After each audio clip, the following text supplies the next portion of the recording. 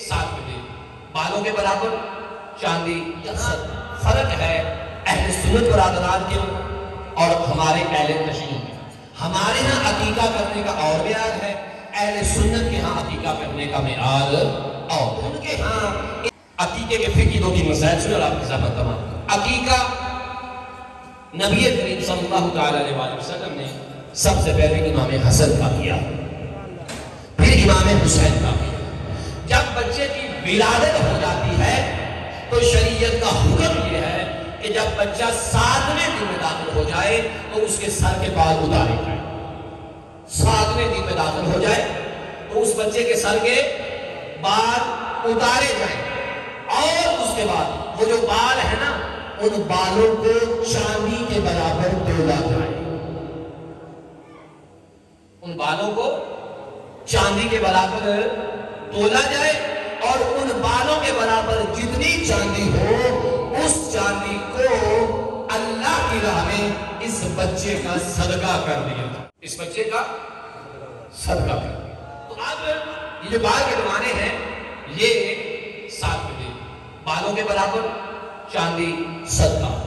اسی دن عقیقہ کرنا مستحب تاکیدی ہے.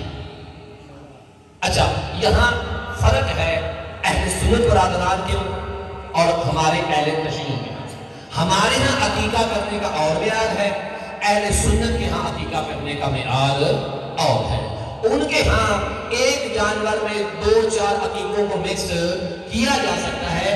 فقہ جعفریہ میں ایک کے بدلے ایک ہے.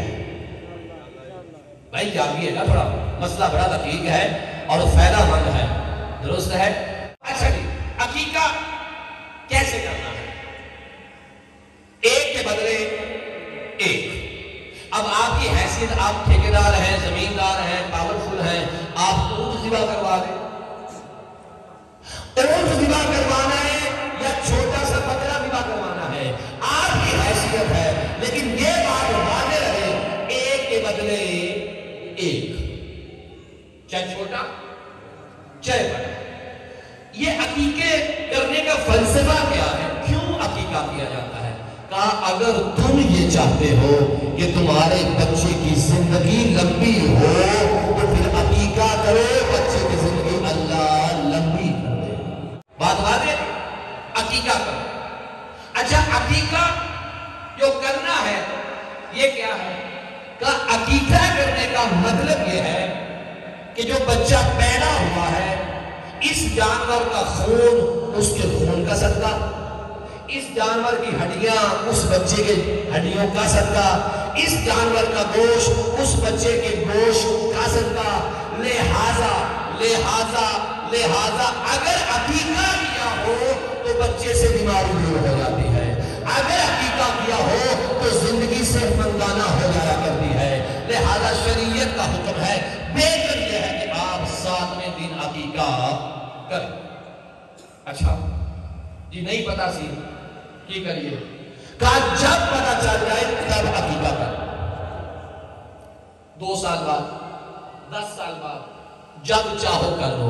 عقیقہ پتہ نہیں تاریخی علمی اعتبار سے یہ اتنا ڈاٹا سب کام ہے.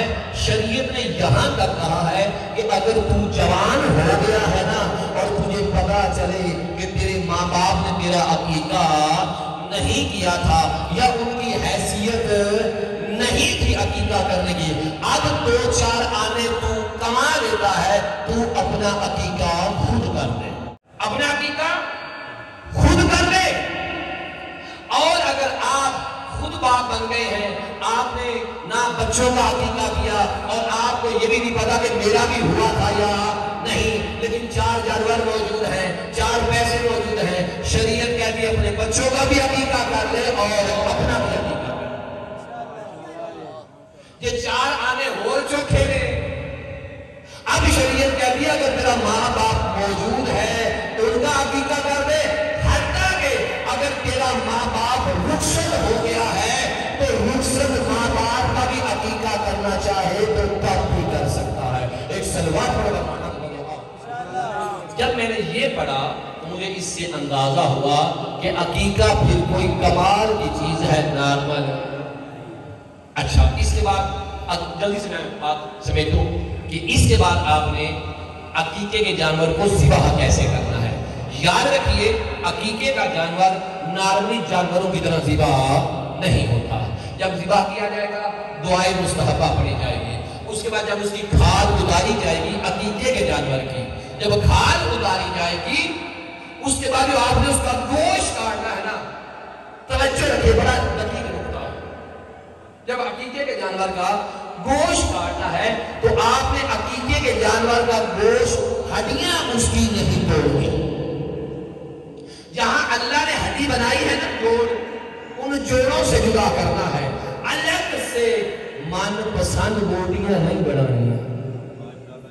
جو ہے من پسند بوٹیاں نہیں بنانی، بلکہ شریعت نے کہا ہے جہاں جہاں جانور کا جوڑ آتا ہے اس جانور کے جوڑ سے اسے الگ کیا جائے.